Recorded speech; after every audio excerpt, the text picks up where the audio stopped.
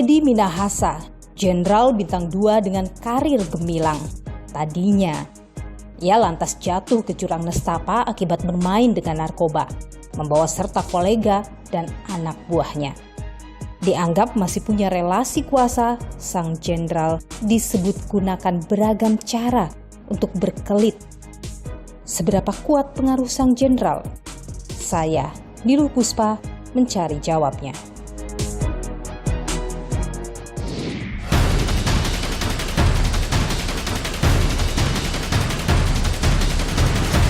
Saudara kan bilang ini transaksi 2 kali, lalu di poin 8 saudara bilang 1 kali tanggal 26. Siapa yang suruh merubah itu? Itu termasuk informan atau informaniko atau apa namanya itu? Keberatan saya mulia. Saya tanya, Anda jawab 60 juta itu imbalan Anda dalam konteks jual beli narkoba? Keberatan yang mulia. Kalau 1 ton kirim ke sini, Pak Teddy-nya minta fee 100 miliar. Ini saya yang ngomong apa saudara gantian? Jangan ngototin saya ini saksi.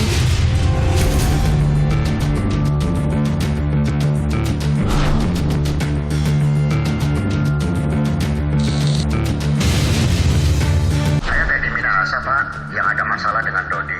Maksudnya? Maksudnya biar Dodi biar satu kuku sama saya, Pak, semua biaya saya handle. Ya, Bapak percayakan saya. Kemudian ketika rekaman itu dibawa dalam persidangan oleh Anda, apa yang ingin Anda sampaikan ke publik ataupun ke majelis hakim? Saya ingin menyampaikan bahwa dia tuh intervensi sampai dengan orang tuanya. Padahal saya tidak kenal dengan dia. Bahkan setelah telepon itu masih ada telepon-telepon yang lain, Pak. Sepengetahuan Anda, Ibu itu apa sih? Bekerjanya seperti apa sih? Setahu saya dia tuh sebagai informannya untuk yang polisi. Teddy Minahasa biasa ke rumah ya? Ya. Sosok Teddy ini di mata Anda tuh seperti apa sih? Menakutkan sih buat saya. Kenapa? Emosional. Emosional. Anda pernah dimarahi? Iya. Apa yang terjadi waktu itu? Dodi lalu Linda membantah, tetapi keterangan mereka itu tidak berkualitas sebagai alat bukti yang mana yang tidak berkualitas, Pak Peter? Irjen Pol Teddy Minahasa, mantan Kapolda Sumatera Barat yang kedapatan menyalahgunakan kewenangannya dengan mengendalikan peredaran narkoba jenis sabu, pekan ini bersiap menghadapi sidang tuntutan. Meski demikian, Teddy bersikukuh bahwa dirinya tidak terlibat dalam peredaran narkoba. Begitu pula yang dikatakan oleh Linda Pujastuti alias Anita, wanita yang juga ikut terciduk dalam pusaran kasus peredaran narkoba Teddy Minahasa. Sosok Linda begitu mencuri perhatian. Linda tak hanya disebut sebagai seorang cepu alias informan. Linda juga mengaku pernah membawa Teddy ke pabrik pembuatan narkoba di Taiwan. Teddy disebut melakukan deal-dealan sebesar 100 miliar dengan bandar pabrik sabu tersebut meskipun kemudian batal.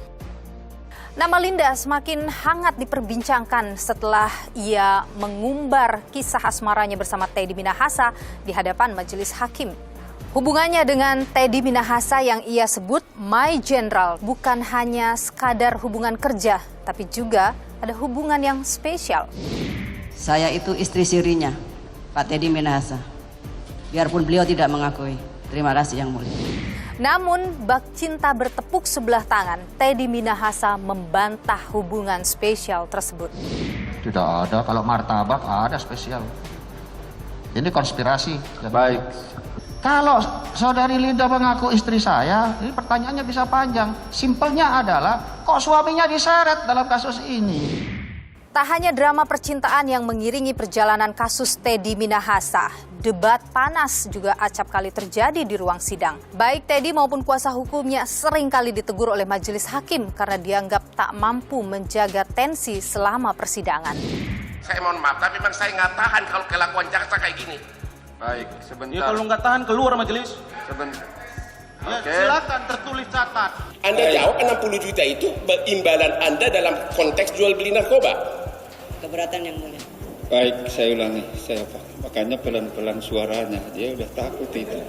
Ini saya yang ngomong apa saudara gantian? Jangan melototin saya ini saksi.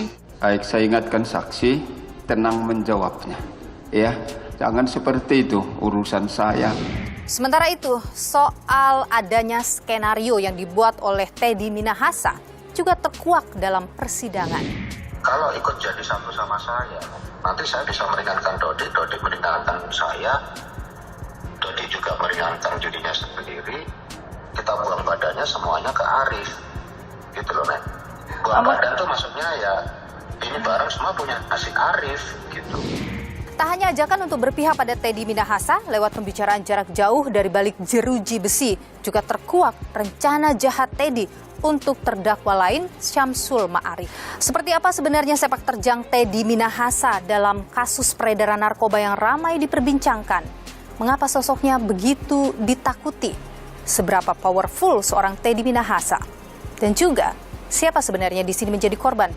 Teddy atau Linda? Ikuti saya, saudara. Menjatuhkan pidana terhadap terdakwa Linda Pujiastuti alias Anita, oleh karena itu dengan pidana penjara selama 18 tahun dan denda sebesar 2 miliar rupiah. Menjatuhkan pidana terhadap terdakwa Dodi Prawiranegara selama 20 tahun dan denda sebesar 2 miliar rupiah. Subsidiar 6 bulan penjara.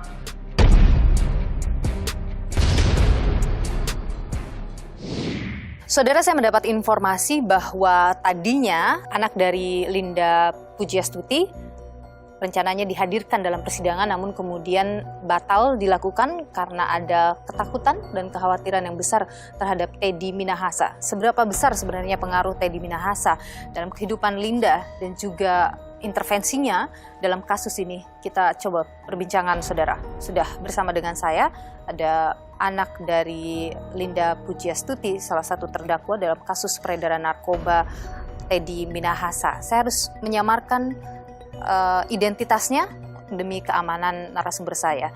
Terima kasih Mbak sudah bersama dengan Niluh. Sehat selalu Mbak. Sehat. Anda mengenal Teddy Minahasa?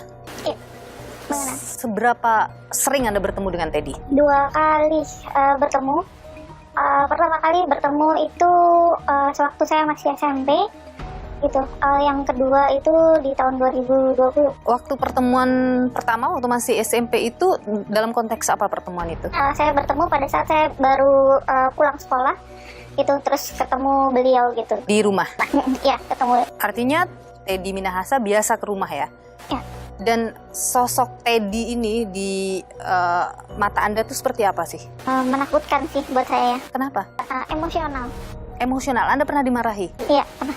Apa yang terjadi waktu itu? Yang siang ya, ditelepon oleh mama saya gitu. Ini pertemuan yang kedua 2020 ya? Ya, pertemuan kedua siang untuk saya segera pulang ke rumah cepat-cepat gitu. Saya tanya kenapa itu Pak Teddy di rumah mau ketemu gitu. Terus begitu saya pulang cepat-cepat sampai di rumah, beliau tiba-tiba langsung marah ke saya gitu ya, nunjuk-nunjuk saya, terus melotot juga gitu. Kemarahan apa waktu itu yang disampaikan?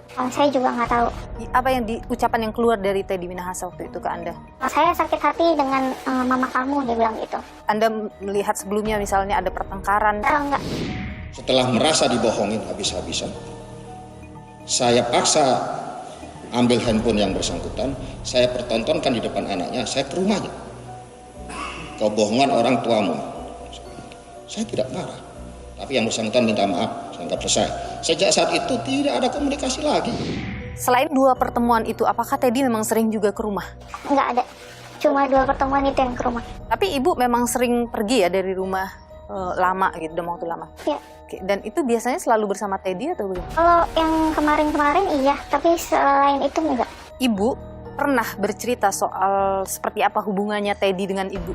Saya nggak tahu, saya pernah diceritakan. Jadi nggak tahu juga apa yang terjadi antara Teddy dan juga ibu Anda? Tidak.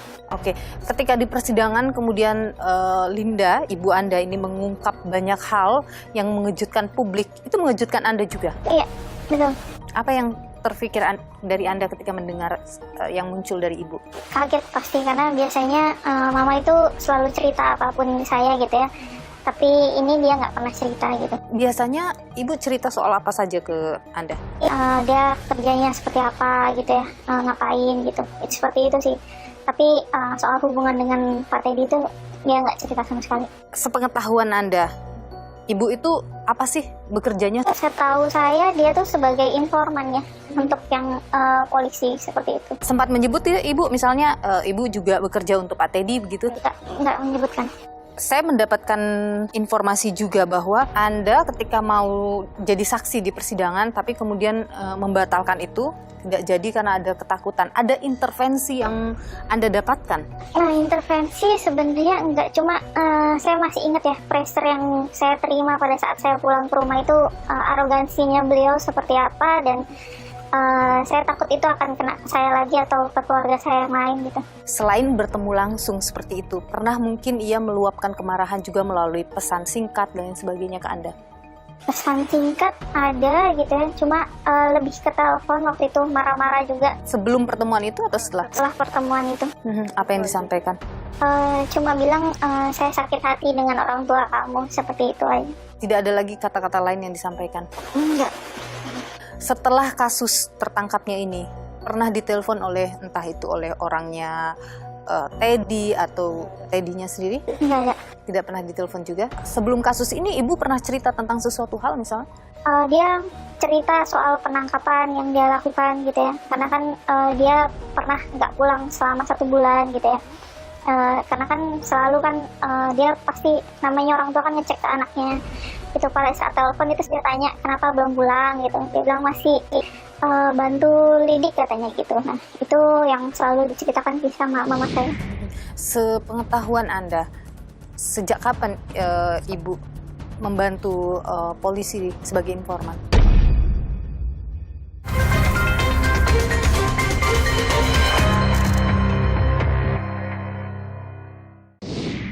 Sepengetahuan Anda, sejak kapan Ibu membantu polisi sebagai informan? Udah lama sih. Seingat Anda? Saya nggak tahu pasti tahunnya, tapi beberapa tuh yang 2018, 2019 itu saya masih ingat. Ada penangkapan-penangkapan yang diceritakan oleh Ibu, itu bagian dari pekerjaan dia. Oke, tadi cerita soal yang 1 bulan menghilang itu yang tahun berapa itu? Kalau nggak salah 2019 ya kalau nggak salah. Itu Batam. Kemudian yang sempat disebut oleh Ibu Anda juga di persidangan soal berada di laut selama 2 bulan ya kalau saya tidak salah, itu diceritakan ke Anda juga? Diceritakan secara spesifik tidak, cuma setelah pas pulang saya tanya kenapa 2 bulan nggak pulang gitu ya. Dia bilang lagi ikut ke Laut Cina Selatan. Ibu Anda ke Taiwan misalnya, pernah diceritakan ke Anda? Iya. Apa yang disampaikan waktu itu? Terus saya tanya kemana, dia bilang ke Taiwan gitu. Terus saya tanya urusannya apa, waktu itu belum ngomong gitu. Terus tapi pas waktu di Taiwan itu mama telepon gitu untuk ini belum pulang gitu. Terus saya tanya ada urusan apa, katanya LM lagi negosiasi, bilangnya seperti itu. Yang disebutkan dalam persidangan itu ya, soal negosiasi ke pabrik sabu itu ya? Betul. Tapi Anda waktu itu tidak tahu? Tidak tahu. Apa tujuan? Iya, tapi pas diceritakan setelah pulang gitu, Bapak Teddy gitu negosiasi di sana gitu, minta disisihkan gitu dan minta 100 juta itu 100 miliar. 100 miliar. Iya, itu saya bilang selalu bilang jangan seperti itu. Terus dia bilang mama juga bilang ya dia nggak mau, tapi si Pak Teddy-nya minta seperti itu gitu. Ibu biasa menyebut Teddy Minahasa ini dengan sebutan apa? Kadang kalau sama saya kadang Bapak TM, kadang Bapak Jenderal gitu. Sepengetahuan Anda nih, Ibu mengenal petinggi-petinggi ini kan banyak yang dikenal petinggi-petinggi kabarnya. Itu dari mana sih? Oh, saya nggak tahu. Oh, nggak tahu soal itu. Selain Teddy Minahasa, ada juga misalnya petinggi lain yang sempat diceritakan? Enggak.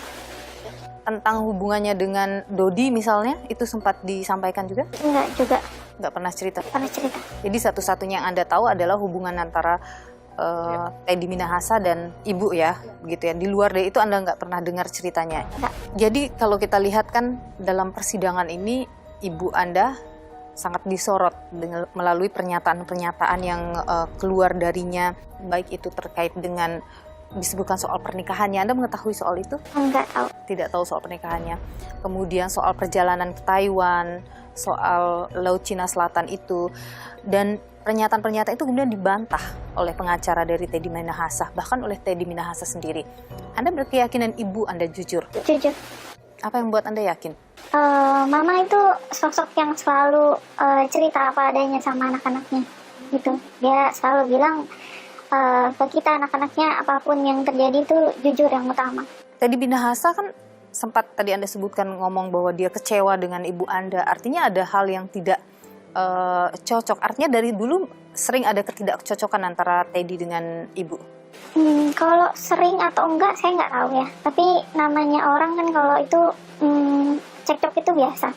Kalau menurut saya gitu. Anda yakin bahwa ibu banyak membantu Teddy? Iya. Dan kalau sekarang dikatakan bahwa Linda banyak berbohong? Kalau buat saya, Mama adalah sosok yang jujur sih. Sebelum ataupun setelah penangkapan, kasus ini bergulir, sempat bertemu dengan ibu? Iya. Apa yang disampaikan? Pasti Mama itu minta maaf sih. Kenapa bisa ada kejadian seperti ini gitu ya. Itu selalu minta maaf sih ke anak-anaknya gitu. Ada hal lain yang disampaikan, misalnya dia merasa tertekan atau dia ditekan atau dia diintervensi? Itu nggak ada sih. Cuma mungkin karena dia stres berat aja di situ. Dan hanya permintaan maaf yang keluar? Iya. Anda berkeyakinan bahwa kejujuran yang disampaikan oleh ibu Anda ini akan bisa membantu ibu? Saya harap iya. Anda 3 bersaudara. Tentu setelah ibu dalam kasus ini bertiga ngobrol dong. Iya. Apa yang kemudian jadi pembahasan? Apa yang harus kita lakukan pasti gitu. Kita anak-anaknya tetap dukung Mama apapun yang terjadi gitu. Karena kita tahu Mama itu sudah jujur di dalam persidangannya. Mama itu punya impian bahwa dia tidak mau menyusahkan anak-anaknya di hari tua gitu. Jadi kalian akan tetap mensupport apapun yang terjadi. Tuntutan dibacakan oleh jaksa penuntut umum. Tapi penentu akhir nanti adalah vonis dari hakim. Apa yang Anda dan juga saudara lain harapkan dari vonis nanti hakim? Semoga mendapat keringanan sih, keringanan hukuman. Bukan bebas? Kayaknya itu nggak mungkin, tapi ya seringan-ringannya. Jadi yang paling adil untuk ibu adalah? Mendapatkan keringanan. Mendapatkan keringanan hukuman. Baik, kalau bertemu dengan ibu, Mbak biasanya bilang apa ke ibu? Kalau mungkin sekarang ada ibu juga di sini. Nggak usah mikirin anak-anak gitu ya. Kita akan selalu tunggu Mama pulang. Itu aja. Baik. Terima kasih banyak ya Mbak. Sudah bersedia berbagi cerita, berbagi informasi di Niluh. Sehat selalu, tetap semangat. Makasih ya Mbak. Saya Teddy Minahasa, Pak, yang ada masalah dengan Dodi. Iya, ada apa? Maksudnya biar Dodi biar satu buku sama saya, Pak. Semua biaya saya handle. Istri dan juga ayah dari Dodi membawa bukti rekaman. Anda meyakini itu akan bisa membantu Dodi dalam kasus ini? Sangat yakin. Bagaimana mungkin seorang Teddy Minahasa tidak bersalah, tapi dia menelpon Pak Maman selaku seniornya ya, yang harusnya dia hormat, tapi dia menelpon dan mengajak bergabung. Itu kan tidak respect sebenarnya. Itu satu. Yang kedua, dia kalau mengatakan dia benar hanya untuk menjebak Linda, kenapa sepertinya ketakutan untuk buang badan, mencabut kuasa saya, terus desakan penuh desakan di dalam teleponnya ke Bu Rahma. Itu kan menunjukkan bahwa dia bersalah sebenarnya. Ada kepanikan. Ada ketakutan. Dalam persidangan 15 Maret 2023 lalu, ayah dan juga istri Dodi Prawira Negara membuka hasil rekaman percakapan antara Teddy Minahasa dengan ayah maupun istri Dodi. Dalam percakapan itu ada tawaran yang diberikan oleh Teddy Minahasa untuk berada dalam satu pihak yang sama. Dan pertanyaannya saudara, mengapa rekaman itu dibawa dalam persidangan? Apa yang ingin disampaikan oleh pihak Dodi Prawira Negara? Kita coba tanyakan pada ayahanda dari Dodi Prawira Negara, Irjen Purnawirawan Maman Supratman. Pak Maman, terima kasih sudah bersama Niluh. Sehat selalu Pak Maman. Jadi Pak Maman, waktu persidangan itu Anda membuka rekaman percakapan itu, Anda kemudian dalam rekaman itu menyebutkan, bahkan menyampaikan ya kepada Rahma untuk kasih tahu Dodi jangan ikut dengan Teddy. Ya. Bongkar semuanya, sampaikan dengan jujur. Kenapa Anda bisa berkata seperti itu? Apa yang Anda curigai? Saya punya perasaan kalau dia gabung ke sana, dia akan dikendalikan sama dia. Kendali yang seperti apa yang kira-kira dalam bayangan Bapak yang mungkin akan dialami Dodi? Ya mungkin dia akan cari selamat. Teddy hanya akan menyelamatkan dirinya sendiri. Ya, kalau dan menurut justru saya. tidak akan membantu Dodi. Kalau saya begitu, karena tawaran itu kan. insting seorang ayah di sini ya Pak ya? Iya, dan saya juga, adalah 30 tahun di Polri. Polisi, iya. Karena saya yakin kalau seandainya anak saya itu punya niat begitu dari awal dia mau menyisihkan itu. Oke, jadi dari awal tidak perlu sampai seperti ini gitu ya Pak ya? Kan ini nggak punya niat dia. Karena perintah saja, Anda meyakini bahwa itu memang perintah memang Teddy? Iya, di dalam chatnya Dodi juga begitu kan. Dan dia pernah menolak beberapa kali. Anda yakin bahwa Dodi di sini adalah korban? Saya yakin anak saya korban, di bawah tekanan. Karena dia bawahan. Dan seorang jenderal bintang 2 itu langsung anak saya di bawahnya. Jadi apa yang terjadi adalah perintah atasan? Perintah, iya. Yang tidak bisa ditolak? Dodi sudah menolak. Di dalam WA-nya kan Dodi sudah menjelaskan kan. Kan dari pihak pengacara menyebut bahwa dalam WA itu tidak ada kalimat perintah begitu. Hanya emotikon yang dikirimkan. Bagaimana tuh Pak? Sekarang atasan bilang sama bawahan, tolong ya sisihkan. Apa itu bukan perintah? Bahasa perintah itu. Meskipun kemudian setelah ditolak dikirimkan dengan emotikon, Anda tetap bahwa itu adalah perintah. Perintah itu, ya. Kemudian ketika rekaman itu dibawa dalam persidangan oleh Anda, apa yang ingin Anda sampaikan ke publik ataupun ke majelis hakim? Saya ingin menyampaikan bahwa dia tuh intervensi sampai dengan orang tuanya. Padahal saya tidak kenal dengan dia. Dan saya tidak pernah lihat dia. Dodi tidak pernah membicarakan soal Teddy juga ke Bapak misalnya? Sebelum kasus ini terjadi pun, Dodi tidak pernah mengeluhkan soal Teddy ke Bapak? Iya, tidak. Memang tidak pernah juga Dodi berbicara soal pekerjaan atau bagaimana Pak? Kalau pekerjaan sering pekerjaan. Cuman ini aja yang dia tidak lapor saya. Kira-kira kenapa ya Pak sampai tidak berani melaporkan hal seperti itu? Saya kurang tahu itu dah. Apakah dia dalam tekanan? Bahkan setelah telepon itu masih ada telepon-telepon yang lain Pak? Atau dari pihak yang lain yang representasi dari Teddy? Ada juga, tapi ya tidak saya angkat. Setelah ada kejadian itu, saya tutup telepon itu, siapapun saya nggak angkat. Istri Dodi pernah bercerita ke Bapak misalnya ada telepon-telepon lanjutan? Enggak. Nggak pernah juga ya? Oke. Tapi apa yang paling Anda harapkan dari tuntutan akan segera datang untuk putra Bapak? Dodi kan mengajukan CC. Dan katanya ini sudah sampai ke Kejaksaan Agung.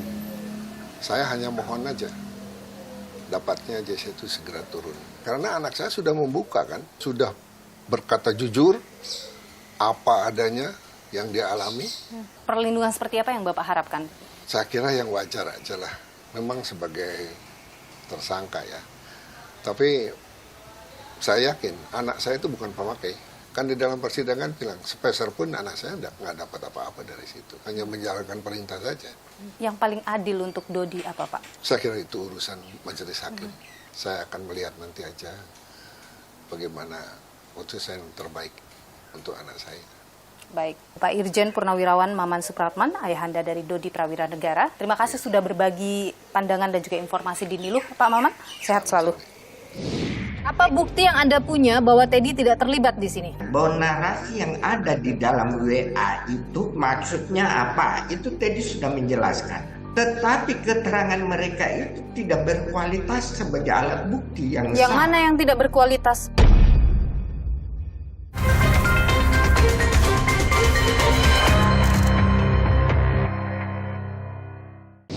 Saudara, Teddy Minahasa membantah keterlibatan dirinya dalam kasus peredaran narkoba yang saat ini sedang bergulir. Ia juga menyangkal kesaksian dari seluruh para terdakwa yang hadir dalam persidangan. Ia juga mengaku bahwa dirinya adalah korban dalam kasus ini. Seberapa yakin Teddy Minahasa bisa lolos dalam perkara ini dan bagaimana pula kesiapannya menghadapi sidang tuntutan pekan ini, saudara. Kita perbincangkan hal ini bersama dengan tim kuasa hukum dari Teddy Minahasa, ada Pak Peter Talawai. Pak Peter, terima kasih sudah bersama Niluh, sehat selalu. Sehat. Pak Peter, klien Anda ini, Teddy Minahasa, membantah keterangan dari terdakwa lain yang juga hadir sebagai saksi dalam persidangan. Ia juga menyebut dirinya sebagai korban. Kenapa bisa seperti itu? Bicara barang bukti, bicara transaksi, bicara fisik daripada perbuatan Teddy itu tidak ada. Yang ada hanya satu adalah hasil chatting di WA. Itu yang dijadikan petunjuk oleh jaksa seolah-olah Teddy terlibat. Apa bukti yang Anda punya bahwa Teddy tidak terlibat di sini? Bahwa narasi yang ada di dalam WA itu maksudnya apa? Itu Teddy sudah menjelaskan. Kayak Dodi, lalu Linda membantah. Tetapi keterangan mereka itu tidak berkualitas sebagai alat bukti yang Yang sah. mana yang tidak berkualitas, Pak Peter? Karena mereka itu adalah terdakwa juga selain saksi. Padahal menurut jurisprudensi Mahkamah Agung, saksi mahkota ini melanggar KUH, melanggar HAM. Karena masing-masing berusaha untuk menjatuhkan yang lain. Masing-masing berusaha untuk mempengaruhi hakim maupun jaksa untuk merugikan terdakwa yang lain. Jadi dalam kasus ini terdakwa yang lain berusaha untuk menyingkirkan atau menghancurkan klien Anda, Teddy Minahasa. Semua yang dihadirkan dalam persidangan seperti bukti chat terkait dengan penggantian Sabu menjadi Tawas itu tidak benar, begitu? Itu sudah dijelaskan oleh Pak Teddy bahwa yang disebut ganti Sabu dengan Tawas itu kan harus dibaca dalam konteks.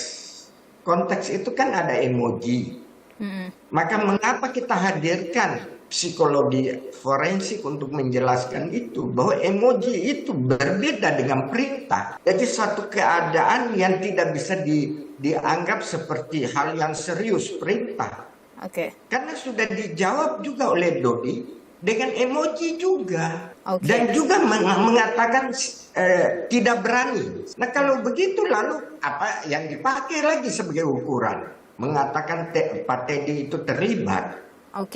Kemudian kesaksian dari Linda bagaimana, Pak? Ini membuka begitu banyak peran Teddy Minahasa yang berupaya untuk mengendalikan peredaran narkoba di sana. Linda itu sangat beralasan mengemukakan hal-hal untuk merusak nama baik Pak Teddy. Karena dia tahu bahwa Pak Teddy ini mau menjebak dia. Pak Teddy mengakui itu memang dia mau ditangkap. Secara pribadi Pak Teddy sudah dibohongin berkali-kali. Kedua, dia ini menjadi sumber masalah di tengah-tengah peredaran narkoba. Ini orang yang paling bertanggung jawab terhadap bandar-bandar yang beredar di Indonesia. Jadi Anda mau mengatakan bahwa semua yang disampaikan oleh Linda dalam persidangan itu bohong semua? Harus dianggap bohong. Dia boleh mengatakan apa aja untuk merusak, untuk meringankan dirinya, itu pasti. Jadi bukti-bukti yang ditampilkan oleh Linda dalam persidangan itu semuanya tidak benar? Ya. Termasuk soal misalnya Linda dengan Teddy pergi ke Taiwan bertemu dengan Bandar Sabu, pabrik Sabu. Itu kan dia membuat alibi, dia tidak pernah bisa membuktikan, dia cuma hanya ngomong. Pertemuan itu tidak ada, keberangkatan ke Taiwan tidak ada? Pertemuan itu ada, bukan dalam rangka yang seperti dia ceritakan. Bukan dalam rangka deal-dealan soal mengamankan Sabu masuk ke Indonesia? Ya. Bagaimana dengan begini, bukti telepon yang kemudian dibuka di persidangan oleh keluarga Dodi Prawiranegara, Pak Peter? Pak Teddy itu merasa dia di framing. Jadi ada fabrikasi dari bukti-bukti, lalu kemudian di framing. Dia mengajak Dodi untuk bersama, untuk menegakkan keadilan. Mengajak untuk satu kubu dengan Teddy Minahasa, kemudian mengajak untuk melemparkan semua masalah, buang badan istilahnya begitu ke Samsul Ma'arif. Ini apa maknanya gitu? Apa sebenarnya yang dilakukan oleh Teddy dengan melakukan itu? Teddy sangat kaget bahwa ini kok yang sudah dia perintahkan musnahkan dan sebagainya, tarik, kok barang itu masih beredar, dijual dan ditangkap. Berarti ada orang yang pasti membuat skenario lain yang merugikan mereka, Teddy maupun Dodi. Makanya Teddy mengingatkan, itu Samsul Ma'arif itu orang yang berpuluh tahun di dekat kamu. Ini orang yang bisa menghancurkan kamu. Jadi ajakan itu untuk menyelamatkan siapa sebenarnya? Ya, untuk menegakkan keadilan, bukan menyelamatkan. Karena Pak Teddy itu merasa ada framing terhadap dirinya. Memangnya siapa sih yang berusaha untuk menjatuhkan Teddy? Kita tidak bisa menuduh siapa. Tapi dari proses penyidikan terhadap dia sudah unfair.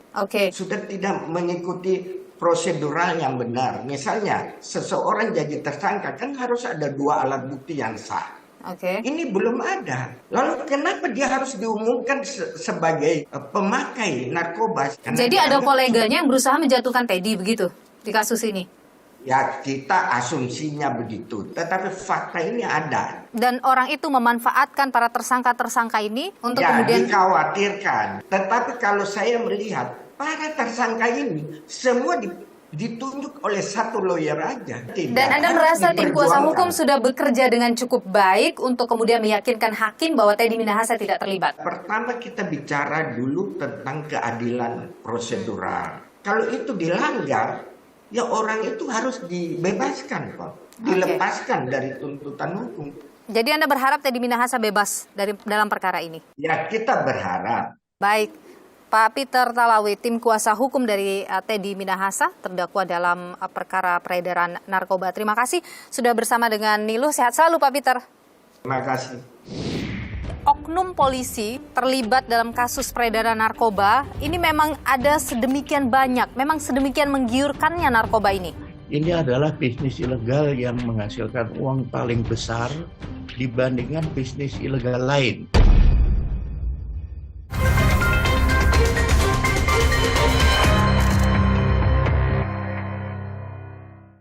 Kalau 1 ton kirim ke sini, Pak Teddy-nya minta fee 100 miliar. Siapa yang suruh merubah itu? Ini saya yang ngomong apa saudara gantian? Jangan melototin saya ini saksi. Siapa bermain jelaga, niscaya tangan akan menjadi kotor. Ini mungkin adalah pepatah yang tepat untuk menggambarkan situasi yang terjadi saat ini dalam kasus Teddy Minahasa. Bermain-main dengan narkoba yang kemudian membuat dirinya terjerumus dalam perkara ini.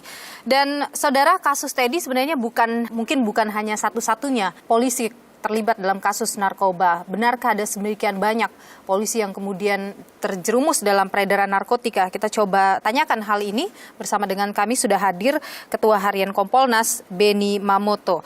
Pak Beni, terima kasih sudah bersama Niluh, sehat selalu. Terima kasih. Pak Beni, kalau menurut Anda soal oknum polisi terlibat dalam kasus peredaran narkoba, ini memang ada sedemikian banyak, memang sedemikian menggiurkannya narkoba ini? Bisnis ilegal narkoba ini adalah bisnis ilegal yang menghasilkan uang paling besar dibandingkan bisnis ilegal lain. Narkoba di dunia itu angkanya paling tinggi. Nah, sindikat dalam rangka memuluskan operasinya memerlukan bantuan aparat, perlu backing oknum. Bahkan kalau ada oknum yang mau ikut membantu mengedarkan, lebih senang lagi. Skenario di kasus Teddy Minahasa ini dari atas sampai ke bawah, kemudian bahkan melibatkan pihak luar, itu bukan sekadar isapan jempol belaka, Pak Beni. Untuk kali ini sangat menarik, masalahnya adalah karena posisinya Teddy Minahasa, selevel Kapolda, bintang 2, kemudian sedang dipromosikan. Tetapi setelah mendengar pengakuan dari Linda di pengadilan, kondisinya menjadi sangat miris. Seandainya betul dia ke Taiwan, melihat pabrik itu dan melakukan deal-dealan. Ini sangat serius buat kami, karena saya ketika di BNN sebagai Deputi Pemberantasan, itu kerjanya memang memburu sindikat. Dan kami banyak kerjasama dengan pihak luar, dengan agensi di luar. Jadi tidak menggunakan informan kami. Kami menggunakan teknologi, kemudian bekerja sama dengan agensi di luar, apakah USDA, apakah dari AFP, kemudian berbagai agensi di luar negeri. Disitulah kita berkumpul seluruh negara di dunia ini bertukar informasi. Jadi seperti kasus Freddy Budiman itu kita dapat info dari luar. Dari agensi luar. Nah, jadi kalau menggunakan informan seperti Linda itu legal, Pak Beni? Menurut saya sangat riskan ya. Orang membantu dengan penuh risiko kan pasti ada motivasi. Ketika ujung-ujung uang dia bisa main dua kaki, dia bisa mempengaruhi aparat dan sebagainya. Jadi kalau menurut saya saatnya sekarang ini justru perlu ditinggalkan model-model informan seperti ini. Ketika kita melihat skenario di kasus Teddy Minahasa dari Jenderal Bintang 2 sampai dengan yang berada paling bawah ikut terlibat, artinya ada yang salah dengan prosedur itu atau bagaimana Pak Beni? Kalau kita lihat apa yang dilakukan Teddy seperti pengakuan Linda di pengadilan, kan kelihatan ingin untung segini, masukkan 2, dapat 1 dan sebagainya, itu kan angkanya cukup signifikan. Nah oleh sebab itu menurut kami memang perlu didalami kasus Teddy ini, pembuktian mengenai apakah betul ke Taiwan itu dengan mudah. Nanti dari imigrasi bisa menunjukkan pasportnya, dia keluar kapan, pulang kapan, dan bisa kerjasama dengan agensi di Taiwan untuk mengungkap jaringannya. Nah setelah itu bisa dipastikan ini bisa menjadi bahan masukan institusi Polri untuk pengawasan kepada jajarannya, khususnya yang bergerak menangani masalah narkoba. Polri harus mengecek apa yang disampaikan oleh Linda dalam persidangan, begitu ya, terkait keterlibatan Teddy ini? Betul. Satu, konteksnya adalah menuntaskan pengungkapan jaringan sindikat ini. Yang kedua, untuk bahan nanti sidang kode etik. Dia keluar negeri tanpa izin, misalkan, tentang operasi ini dan sebagainya. Nah, itu akan nanti memperberat pada sidang kode etik. Pak Beni, apa yang terbuka dalam persidangan membuat publik berpikir bahwa jangan-jangan semua jenderal, semua petinggi di Polri yang punya kuasa seperti Teddy, ini juga melakukan hal serupa, tidak terbongkar saja makanya tidak ketahuan? Menurut saya tidak. Ini hanya oknum-oknum saja. Kembali, kata kuncinya adalah mereka tidak punya integritas, kedua serakah. Di tengah situasi ini tidak hanya berakhir di Teddy Minahasa, ada juga kasus penyalahgunaan narkoba yang dilakukan oleh oknum Polri. Melihat begitu banyaknya kasus yang melibatkan oknum Polri, apa yang harus dibenahi oleh Polri sekarang? Temuan kami banyak. Ada yang karena pergaulan, karena beban kerja, karena godaan, dalam keadaan stres dan sebagainya, dan ini sudah kami rekomendasikan kepada Bapak Kapolri kalau dia hanya penyalahguna narkoba agar di asesmen kemudian nanti dilakukan rehabilitasi. Tapi kalau yang terlibat peredaran narkoba tidak ada pilihan lain kecuali PTDH dan ajukan pidananya. Harus mengambil tindakan tegas karena yang mainkan juga sesuatu yang sangat besar, begitu ya Pak Beni ya? Betul. Irjen Pol Purnawirawan Beni Mamoto, Ketua Harian Kompolnas, terima kasih sudah berbagi pandangan di Niluh. Sehat selalu Pak Beni. Terima kasih. Keterlibatan oknum polisi dalam peredaran narkoba terus terjadi. Seberapa besar narkoba meracuni Korps Bayangkara? Berikut ulasannya untuk Anda.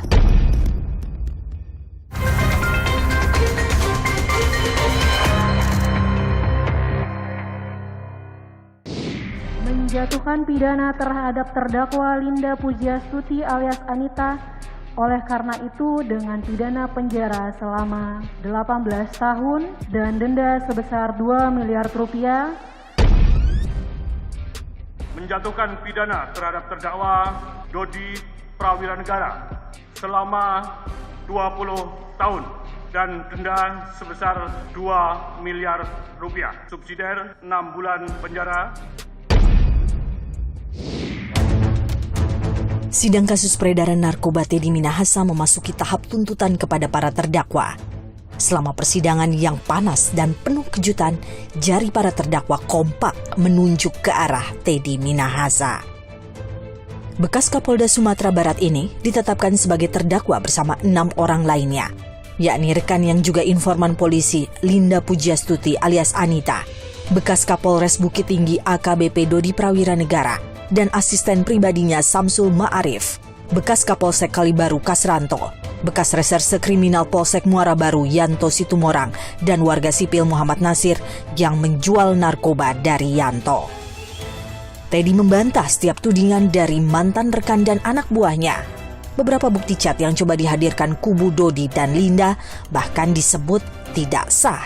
Gini, saya sempat dengar juga itu di beberapa media, foto itu dijadikan bukti itu tidak sah katanya. Foto. Nah, kita lihat bukti foto yang dipertunjukkan itu hanya ditunjukkan. Apa benar Bapak WA begini? Apa maksudnya? Hanya begitu. Dan di situ kan diakui benar. Di situ saya untuk mengetes Dodi. Bukti yang sesungguhnya adalah bukti yang disita oleh kepolisian yang dihadirkan oleh JPU, yaitu digital forensik. Gitu. Dan chat itu semua tidak dibantah oleh Pak Dodi. Dalam sidang terkuak pula fakta yang tak kalah mengejutkan. Teddy mengatakan anggotanya kerap sisihkan barang bukti sabu untuk dikonsumsi sendiri. Terkait dengan anggota polisi yang menyalahgunakan barang bukti, Polri membantahnya. Ini bukan kali pertama polisi ketahuan bermain dengan barang haram narkoba. Dari tahun ke tahun, anggota Korps Bayangkara yang menjadi pemakai bahkan pengedar terus naik. Dari 2018 hingga 2020, jumlah anggota kepolisian yang terjerat kasus narkoba mencapai hampir ribuan anggota. Kala itu, Kapolri Jenderal Listio Sigit Prabowo mengancam akan memecat para anggotanya apabila mereka tak dapat diperingatkan lagi. Di 2023 ini masih ada saja polisi nakal yang tertangkap basah membawa atau memakai narkoba. Di Tapanuli Utara, Sumatera Utara, seorang oknum polisi ditangkap karena membawa narkoba saat berdinas. Ia diringkus di depan kantornya oleh rekannya sendiri sesama polisi. Sementara itu di Riau, anggota polisi berpangkat Aibda ditangkap di sebuah rumah bersama seorang pengedar narkoba usai ketahuan memakai sabu. Memberantas peredaran narkoba bukan hal mudah. Jaringannya luas dan terselubung. Oknum polisi juga kerap dicap sebagai pelindung. Di sini, kredibilitas penegak hukum diuji. Kuat iman, tahan godaan, dan pengawasan ketat institusi jadi kunci.